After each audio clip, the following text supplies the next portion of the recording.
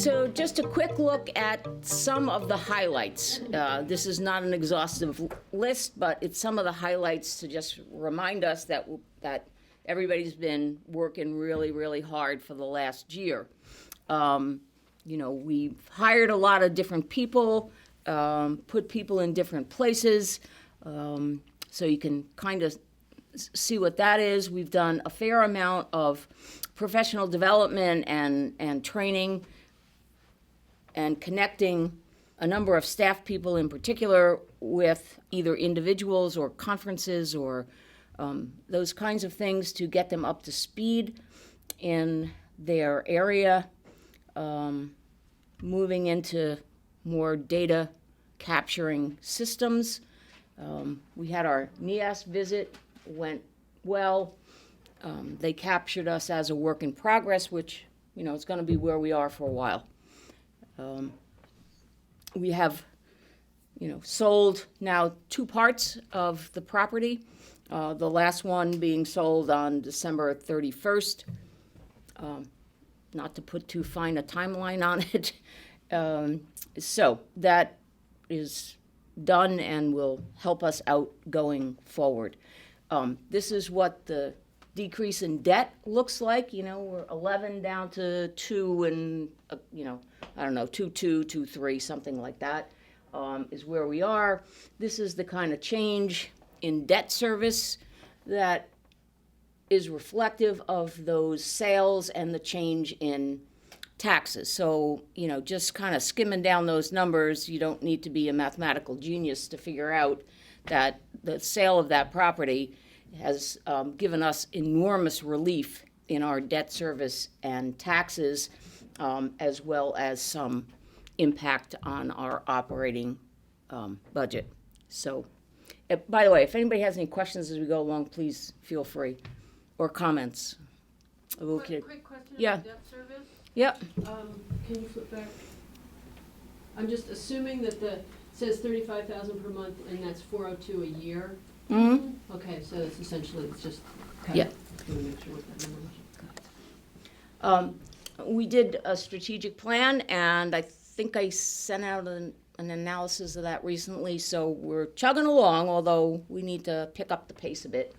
We've gone through the first phase of program review, eliminated a couple of programs, beefed up some others. We're now in a second phase of that, a 5-year review, new logo, new publications. Thank you, RC, they're all lovely.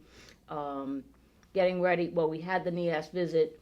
Many of the programs have had advisory boards meet, some more than one, which is good for us, and a revision of the hospitality tourism program. All the renovations under Coralie's direction and Dana's help, great job there. We have revised our grading a little bit, but at least we looked at it, asked the questions.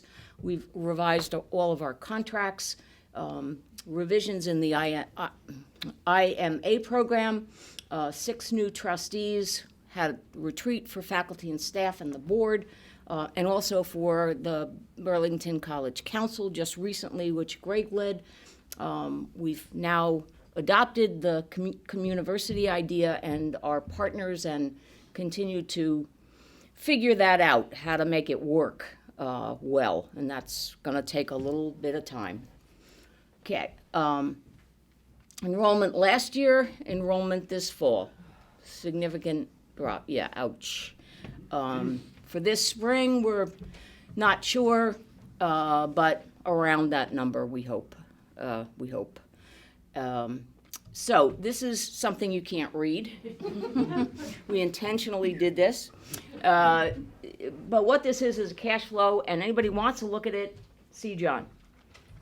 He has a new one every 5 minutes, so whichever version you want to read, just read.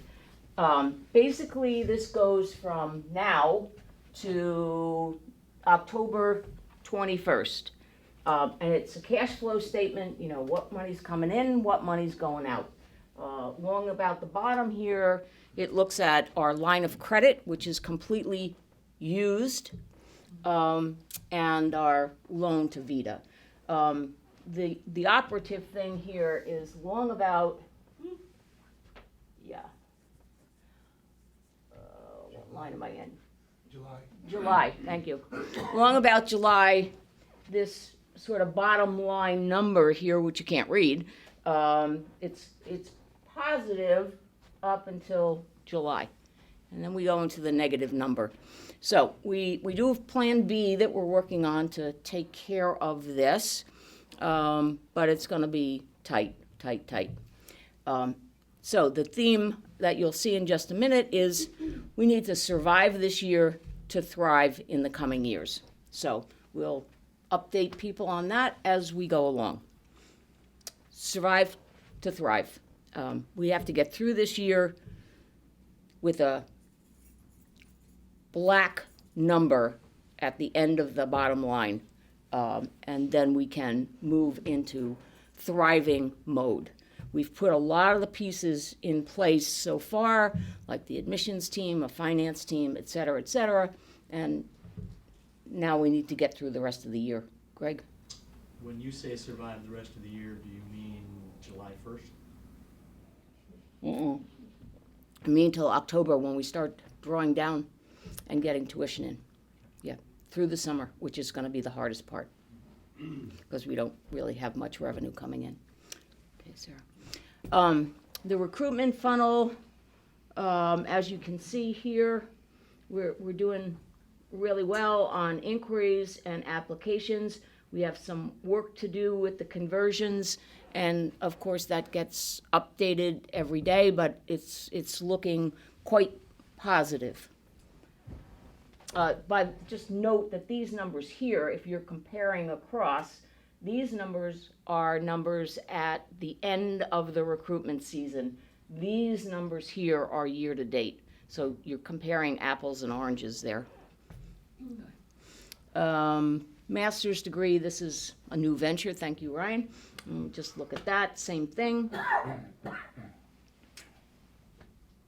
The key thing here is this point.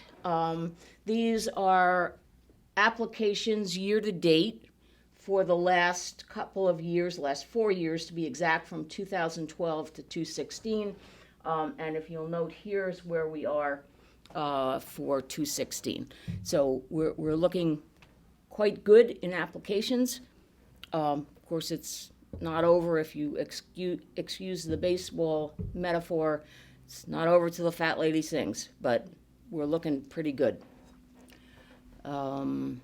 Deposits, we're right down in the ballpark of previous successful years. And 2012 and 2014 were our best years in terms of numbers of students. So we got to survive to thrive.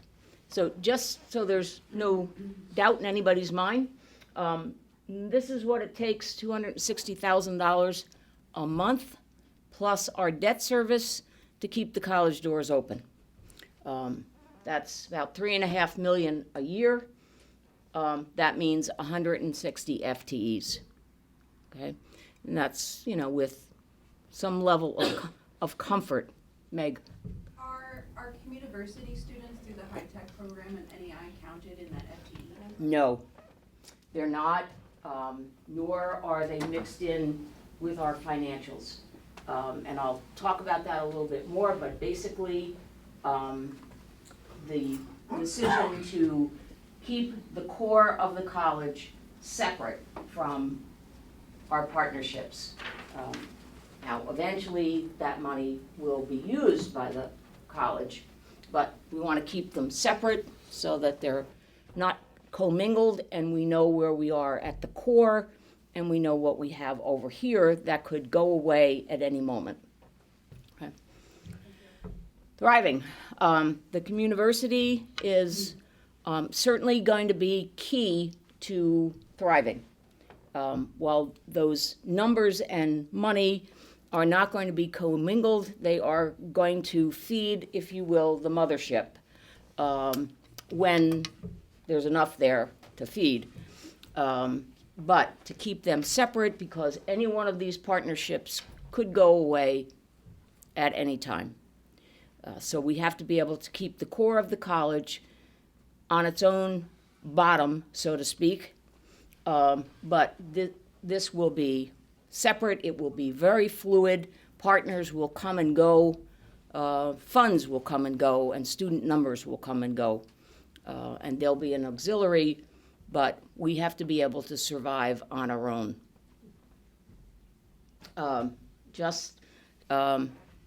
To go back to the old Star Trek model, here we are. Communiversity is our satellite. There will be different policies and procedures for the mothership and the communiversity. Two different animals, so to speak, and there will be two sets of policies, two sets of procedures, two sets of financing, and probably two sets of pricing. So never the twain shall meet unless students go from here to here, but more likely from here to there. And when they go from there to there, then they will follow a whole different set of, they'll follow the mothership policies and procedures and finances. But over here, they'll have their own little life. Okay. How is this impacting? Well, it's impacting with our structures, our operations, and our finances. We haven't worked it all out, as you all know, because every day we have a little crisis. So structures, do a little bit of tweaking of the organizational chart to better align our human resources, skills, and talents with the jobs that we need to get done. So student success, Greg's gonna do most of what he's doing right now. We'll always pitch in a few other things, but systems and processes, Joel and Rod are part-time person. Finances, John will head that up. Kiki will be working with John on some of the finances, but also on human resources, contracts, etc. And we'll be overseeing the tactical or operational timelines for our partners, and kind of keeping track of that. So that's that. The Communiversity, Coralie's going to head that up as the satellite. Sarah's going to work with her on that and on development. That will stay with Coralie. We're going to put study abroad in Cuba in the Communiversity, partnerships, and marketing with the folks that work with us on a part-time basis, Tack and Kelsey, at a distance. Enrollment management, we're going to head up a team with Ryan, Amanda, and myself. Ryan, of course, will stay with the admissions team, Miles and Morgan. The registrar will be part of that, Meg. Joanna, as I said, Amanda before, and Sarah will help out. We've been kind of sending you that stuff for a while, but make it a formal kind of support. And then the academic leads, myself, Nora, and Pierce, department chairs, and faculty. Okay?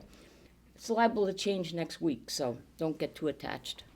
But that's where we are right now, and it just puts the talents that we have, I think, in the best place to move us forward. So there we are. Enrollment management team will include, I'm going to ask, surprise, Jesse and Dana, Carolyn, and John to support that effort. You can always decline the mission. But if you accept, that's what we'll be looking at. Things that need to go to APC will go to APC and to the whole community. And we're going to really focus on recruitment and retention. We need to boost our retention. Like to talk about with that group a goal of about 2% for next year. Would be wonderful if we could achieve that. Greg and the retention group have a number of suggestions which we'll be circulating to start and get that underway. Not to put too, can you just go back, Sarah, just a second? As I said right at the beginning, everybody's job is recruitment. Everybody's job is retention. It doesn't work unless everybody's doing both of those things. So keep that in mind. You are part of the admissions staff, whether you're officially in that little complex or not, and you are part of the enrollment management group, whether you're officially on the little box or not. Some things, I don't know, Coralie or RC, do you want to speak to these about the website? Do you want to speak first as to why it's important, or do you want? Well, the web, yeah, I can say two sentences worth there. Most of our students contact us through the web. That's where they go. Greg and Amanda had the orientation the other day, and most of the students in that room said they found Burlington College. Why? Because they liked Burlington, the city, and then they went and Googled what colleges are in Burlington, Vermont. So the web is critical, and we need everybody's help. It has to be current, it has to be accurate, and it has to sell. The purpose of the web is to sell students on coming to Burlington College. And it will ultimately be, in addition to that, to sell donors on donating. So with that, let me. So just a couple of things. I think RC shared with everybody the slide share. Didn't that go out to the whole community on Gen Z? And so if you're not familiar with Gen Z, that's the second half of the millennials. So we have some Gen Y and some Gen Z on staff, and we're also marketing out to those Gen Z as well. Ryan and I just sat through another webinar talking about what they're looking for. They are not a generation that is going to call and talk to admissions. So when admissions is calling and trying to reach them, they're doing their best. Maybe they catch them, but they want to find the information on their own, and they're going to go to our website. So, anybody been to the website lately? Anybody? Every day. A couple. Oh, every day. Fantastic. So if you go there, have you found things that are wrong? Yes. All right, fantastic. So we need your help.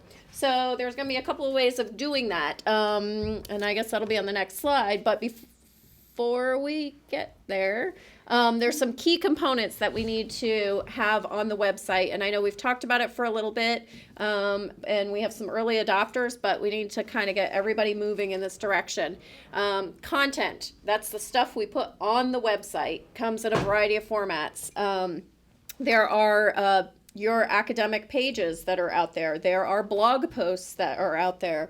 We create landing pages. What is a landing page? A landing page means if we send out an email or a link to someone and we want them to come and see this particular page, that's what a landing page is. It's like the ad that they get directly from whatever we send out to them. And there's usually an offer on there. Get this for free, or check this out, or check that out. Then they input their information, and that's how we get a lead. Ryan and I have been trained, and I will say the admissions team has come right up to speed. RC's been in some of the training with HubSpot, which is our platform that we use for that.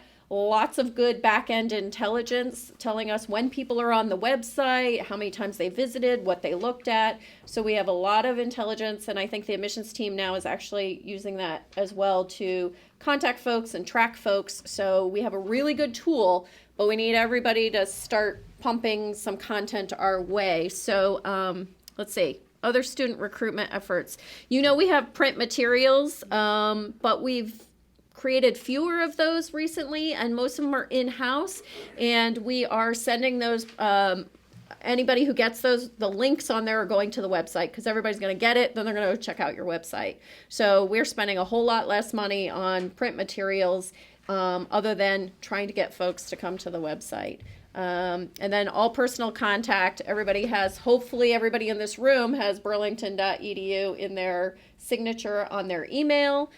We can help you come up with a tagline or something that as you're emailing out to your contacts and folks that you have, that could help bring people back to the website as well.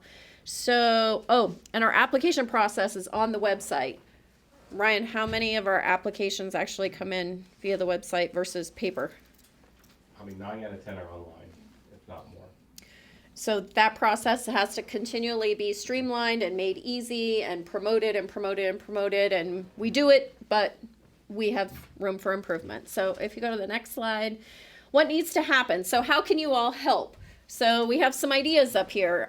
We need to have a regular flow of information and checking on the website. If you're going there regularly anyway, it would be really great if something is incorrect, if you will please get that information back to us so that we can correct it.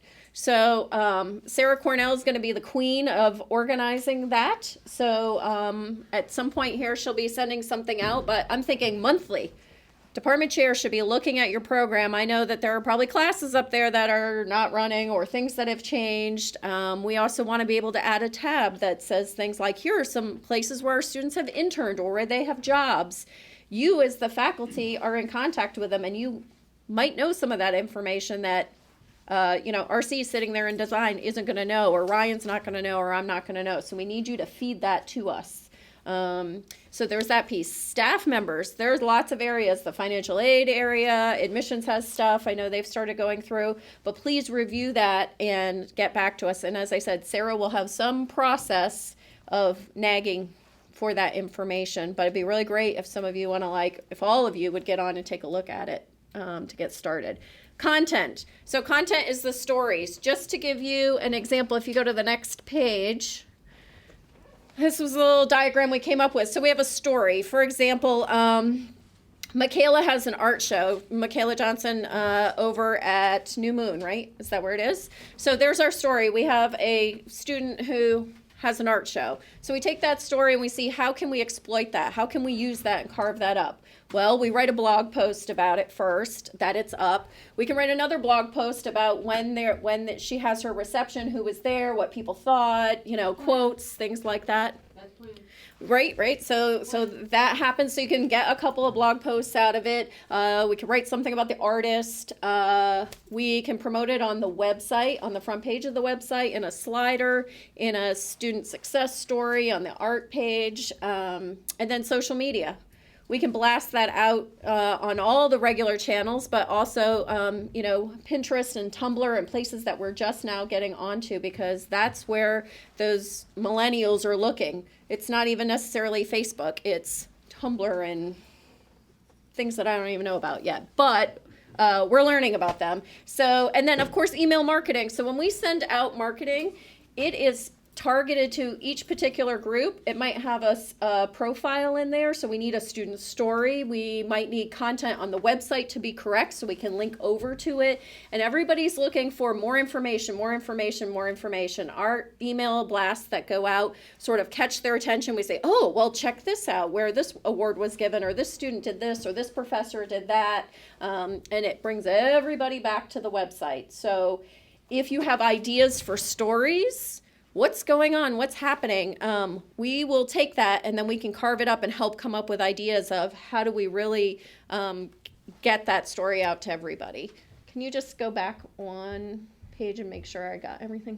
So some ideas are achievements of students and alumni.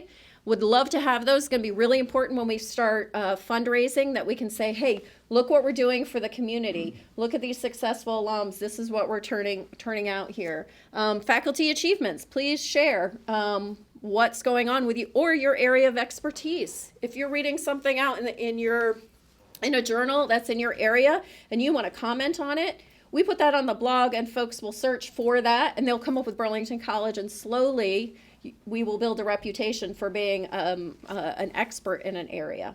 But it's going to take everybody trying to share that information for us to be able to build it.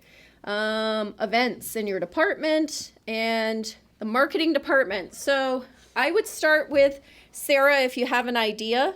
RC can be super helpful with helping blow that idea out and figure out what we can get away from it. Also, Ryan is skilled at that as well. And I would just encourage everyone to take a look at the website, see what's right, get us that information back, respond to Sarah's nagging, and for lack of a better word, sorry. And we will continue to get the website up. I do know that today the slides on the front of the website do need to be changed because it say it's not too late to apply, and maybe it's not, but those slides will be changing. So everyone doesn't need to knock down the door to tell us the front page needs to change. That'll change shortly. Anybody have any questions? Can I just make a quick request? Yeah. We got 2 students who are writing for the blog, Yes. and under supervision, obviously. So if people have nifty ideas, you know something's going on, let me know so I can let them know. That'd be great. Yeah, we'd love to have voices. You want to write a blog post yourself? Please. We would love that. It doesn't necessarily need to just keep coming from the same person. Carolyn? Who does that, so who should information for blog posts go to, and then, or ideas for story ideas for marketing, and then, it's Sarah if we have changes for the website? I would say funnel all of that through Sarah Cornell. She's going to be the marketing coordinator of that information, and she'll bring it back to the group that works on that. So start with Sarah, and she'll make sure you get connected if it's sitting down with RC or Ryan or myself, or how do we get that? Okay. It's also great when these events happen for all of us to know. I'm just thinking Michaela and her reception. And I mean, that's a very dynamic visual thing, and it might be sometimes we can send one of our students with a camera to kind of do a little coverage. Yes. So, Yeah, that's what these students are planning. They want to go to the. So I'm just gonna, just because it went this way, I'm just gonna tell you guys that, that's not the only thing that's happening. So we have an alumni Mm-hmm. opening night, Michaela, current student, and myself, all the same night, first Friday opening. So that's the kind of stuff that for this community to know needs to go to Sarah. We need to get it out on the website, and we need to be able to promote it. But if Well, That's why RC this and I are in like- conversation about it, so I'll Right. include Sarah now. right, it's here, opening? That's- So your show is at the same place Michaela's? No, I have a separate show. we have 3 That's shows. what I thought.